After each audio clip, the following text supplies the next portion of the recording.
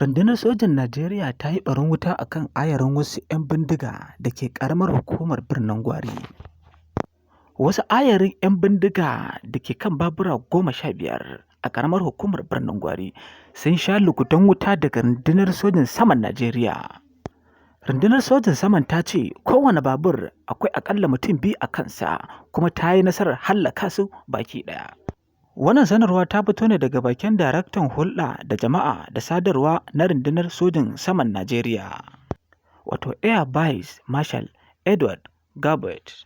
Rundunar Sojin Saman ta ce sun samu bayanan sirri ne a inda suka samu labarin 'yan bindigar na kan hanyarsu ta zuwa ƙauyen Kamfanin Doka da ke kusa da ƙaramar Birnin Gwari. 'Yan bindigar sun yi ta taka-tsantsan saboda suna tunanin cewar ana bibiyar su.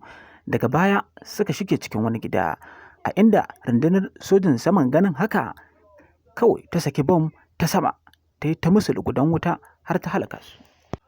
Idan wannan shine karinka na farko na zuwa wannan tasha tamu mai albarka ta Hasken Afirka, ka danna mana subscribe kuma ka danna mana liking da comment, ka kuma danna alamar ƙararrawa domin hakan zai baka damar samun labaranmu a duk sanda muka ɗora.